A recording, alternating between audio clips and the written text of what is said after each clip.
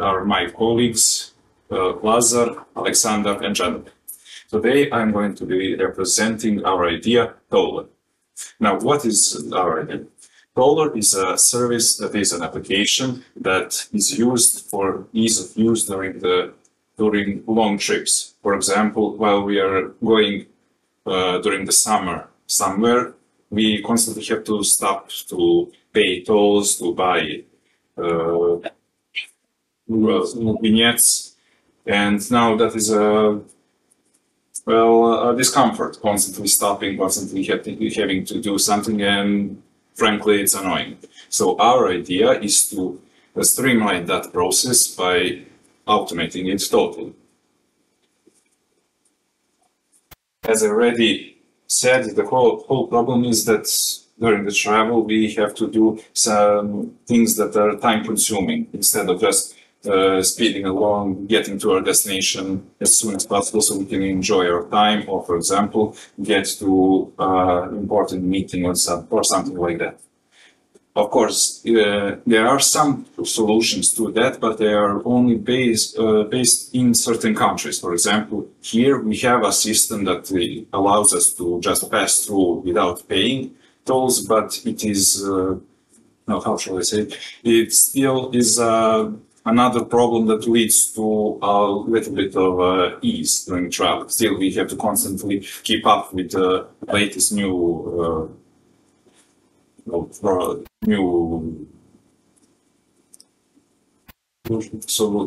solution that they implement, and it can be kind of annoying. And as well, the moment we get out of Serbia, the whole ship is sailed and we can't use it again.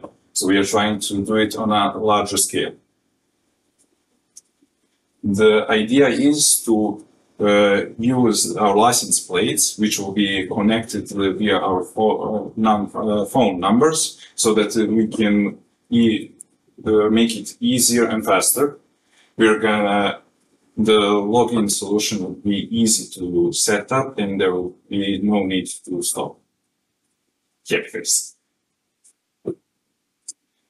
Now, the solution is based on seeing our phone and recognizing it if it is actually you. But we were, at the start, we were looking only at Serbia and solving that problem. But as Jeff pointed out, we should look at it at a bigger picture, see where it can be implemented more. So we expanded it further. We looked at all other for starters, European countries, and saw how it is done over there. As you can see, we patented it so it would be easier to look, but in general, toll ramps and vignettes are the primary way to pay the toll. Other locations either don't have anything, and then there it doesn't really matter if we have the application or not, but still there's a select few countries which don't make a problem all that much. Now, where does Telesen come into all of this? During our login process, we would our primary identifier is our phone number. So during the registration process, the user gives his phone number as well as a few more information to see if the identification is correct. In that moment, we call the contact match to see if everything matches up, if there's no problem. And if that is done, great, we have an account. Afterwards, the first thing that normally should be done is to see which car we want to connect, because without the registration, the process again comes down to stopping and paying just with your phone. So how do we do it? We want to register our car into our system. We connect it to our account, that is to our phone, and then we have to, of course, check if during that process, if everything is okay. For example, we made an account, forgot about doing anything, and later on somebody hacks our account and tries to add a rogue car into the mix. We have to check the subscription status if something went awry and we we deleted the account. Or, for example, if it was just stolen and we still didn't notice it, we call SIM swap to see if in the last 24 hours there was such action that we swapped the SIM. Of course, these two steps, subscription status and SIM swap add-ons, come back around in few other parts of the idea, but for the purposes of this explanation, it's here. Next up, let's get a little bit deeper into the whole add-on usage. We have the contact match add-on, which will be during the registration and also during the critical moments during the logins. For example, somebody wants to log in back onto their account, but we noticed that there was some suspicious activity. So what do? We ask for, again, for their information to check if the person is still there, and if it all matches and if the risk was low enough, then great, we continue on. The subscription status, another feature why this is useful is to check the initial recommended payment type. At the beginning, we didn't still add our card, and so the credit card, so we are not sure how else we could pay. So the application recommends looking at your personal phone number and how it is set up, if it is prepaid or postpaid, and then showing it as an option. And of course, at any moment, a user can select another, add a card or remove it, or so on and so forth. Finally, the SIM swap part, as I already mentioned, it comes up in few parts of from the registration login all the way to the actually adding the card and the payment moment. How does the payment moment work? Well, when we go through, let's say, first we go with paying the travel fee at the toll ramps. As we are approaching the same way as it works right now here with the current way we can do it, the camera scans our registration number, sends it over via encrypted message to our servers. We check if there is such a car in the system. If there is, great. Check if it's all right, if there weren't any breaches, if everything was okay in that moment, and then we automate the process. It can either be done automatically or it can be as a pop-up on the application if you choose that option. Another thing that can be done is vignettes, of course. Now, that all depends how it would be, how the agreement would come with the EU, of course. I mean, we are only theorizing right now. But, for example, if the EU wants to keep the vignettes, then we could automate it so that you, by just pressing a few buttons on the application, can choose the time frame, how long you want to have a vignette, and activate it, and it will be connected via the application to your car. Now, this is a simplified version of the SIM swap numbering system. What is important during what is returned during that check, and how we would, well, use that information. If it's a 1, everything is good. We don't need any additional checks. If it's a 2, then there's maybe something there, so we would check again. And if it's for now 3 or 4, then we block the account and send a notification that something went awry and that they can do it. Now, when it comes to paying, if such a thing happens, the RAM just doesn't go up. You have to stop and pay, and that's about it. For example, we can add to alert the police or the authorities that the raw car was, but that's now another logistic thing at all. That's about it when it comes to the presentation. Now I would like to ask my colleague Arsen to come to show a little bit of a demo of the application.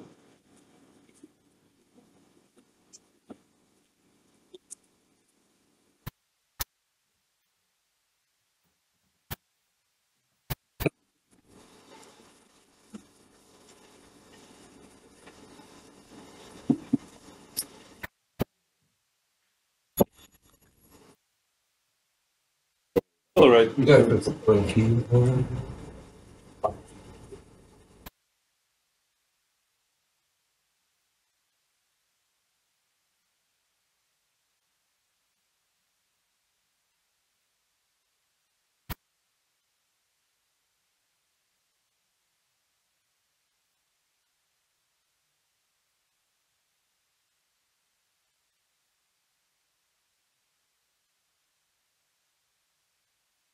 Right. So, yeah. Okay. As mentioned, the point here is to automate the process of payment at the toll ramp. Screen is not mirrored. 1 second.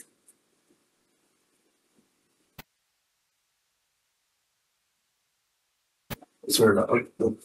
Yeah, okay. So the point is to, we can roll this for now, it's not rolling. The point is to automate the payment at the toll ramp. In order to achieve that, we would like the toll ramp to inform us about what power pulled in, cross-reference that with our database, check information, as you mentioned, related to the user who have registered, and do the actual payment and return status.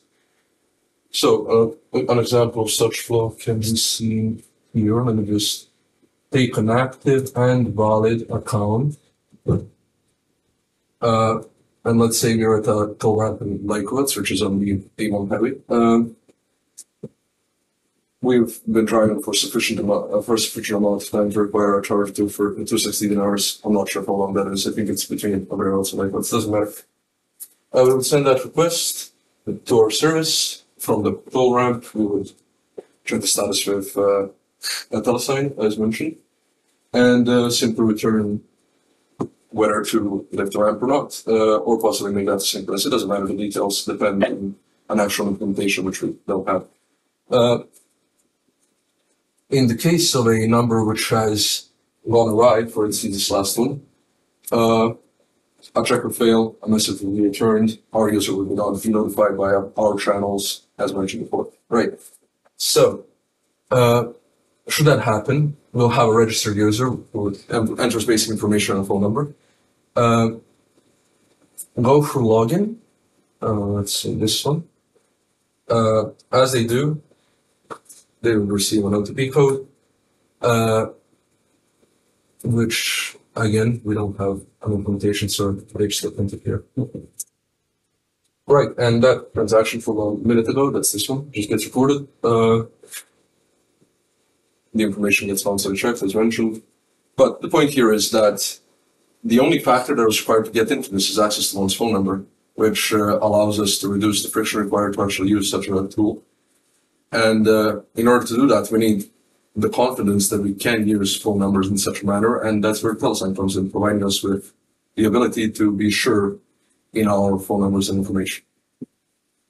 Right, this is a very tiny mock-up, so that's it.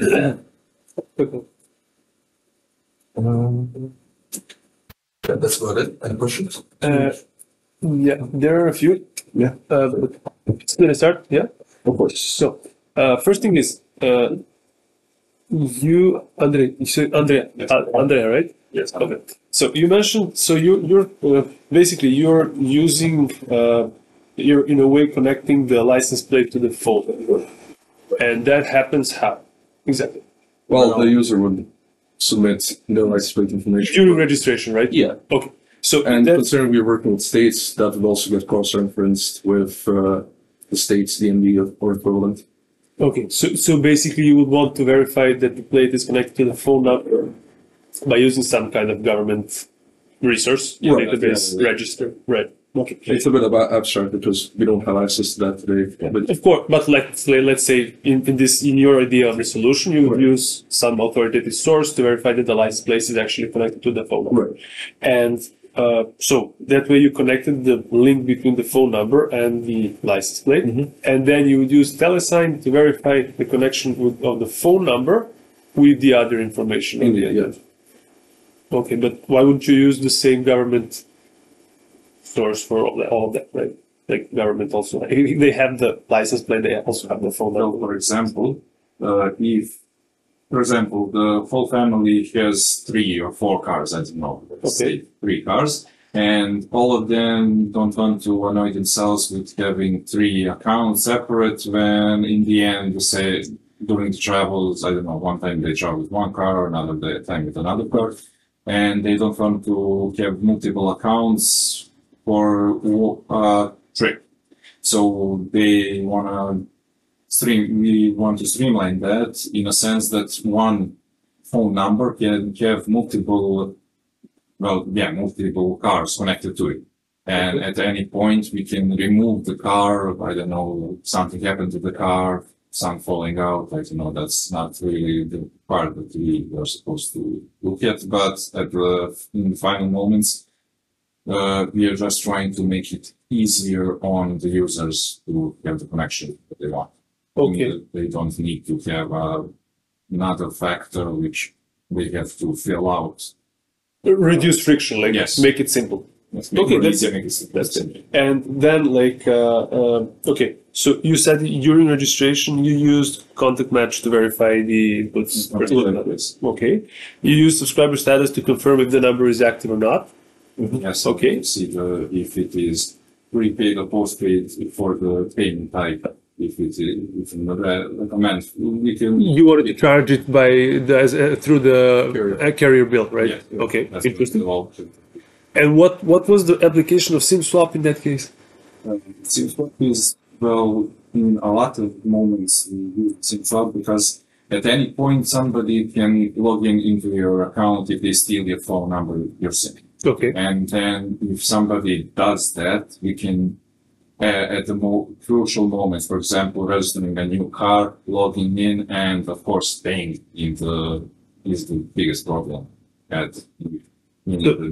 Okay, so in that case, SIM swap is not really focused on the registration. It's more like you're using it during logins, during events to check for security. Okay, so basically, you're trying to confirm if somebody has stolen the phone number and is trying to impersonate the end user, right? Yeah, given that this places a lot of trust in a phone number and a phone number's validity, it seems valid to check as much as possible whenever needed.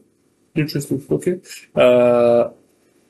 Did you have something? Yeah, where in the illustration, I'm trying to understand where the payment. So assuming it's not carrier billing, right? Where is the payment being where the payment as an object, right? An encapsulation. Where is that being stored? Well, we have. Where do you envision it being stored? Well, it's being stored where, well, we imagine that we have a collection of information. That is to say, every account has a small database, yes, that has that information as in every other account. In every other application, there is such a thing. In short, you would connect with your bank, so credit card or a SEPA account, I guess, and just charge a card, basically. What I'm getting at, So is you're storing the credit card and- information either on the server or like on the mobile device sending out, right? And I'm just curious as to where you guys would envision storing. Well, the those. server will need to be a payment processor for this to work. Okay. But you could also, I'm just saying, the flip side of that is you could still store the credentials locally, and given the processing of the information, you could send those credentials out. Oh, I see. Right. I didn't think that's a good idea. And that If I you understand what would you actually mean. bypass a lot of the concerns there, right? That you guys were talking through. So rather than being a payment processor, potentially you ship that information to a. You still have to have a payment processor, right? It's just whether are you storing the card information, right? Are you storing it on your side, or are you just having it be stored on the mobile device? Oh, I see. Locally. Yeah, that would work well. We were thinking of just storing it ourselves, but that also makes sense. No, I was just curious because that helps inform my flow that I'm building in my head, right, as to what you guys are doing. So One more from me. So basically, in order for this to like be a complete solution, you need to have the end user application, right, to download and install, right, and you will also have to be connected with every government regulator, or actually the company Yeah. doing the that is owning the tolls. And okay, and in general, like the me as an end user, I'm trying to travel, for example, to Norway, and I need to pass through 7 or 8 countries. And in every country I get into, I would use my app, buy the vignette, or to pay the toll through my app, and just go through the ramp. It's that's like the problem we're solving here, right? Yeah, Like, so in theory, their company is actually going and doing that integration for you, so that you don't have to worry about it just when you drive into the country. It's all totally automated. But you do, for example, if you know you're gonna travel through a lot of countries and you know in advance the plan, you can automate it so it buys the vignette as you enter the new country. Mhm. I mean, you can use location of the phone to give it a signal that, hey, you need to buy a vignette right now, and that way you don't even need to press a button. But of course, if you don't want to leave it all to our application, you can just select when you actually want to buy it yourself at the moment. It's a very innovative idea. If we could really solve that, I'm sure it would find its application. So very, very interesting. Another thing is that we only looked at the Europe because for right now we didn't have time to look at all the countries across the world. But in general, we can see it going all over.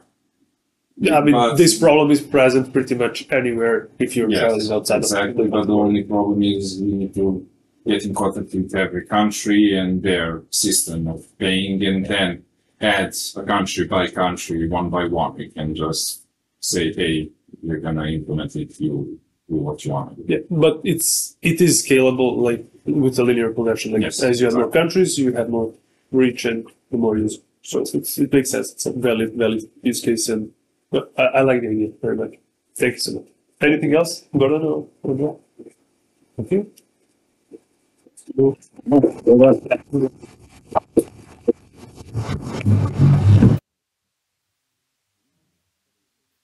We certainly need to go and sit and talk. We have like beer or anything in the fridge. Like that would have been that's something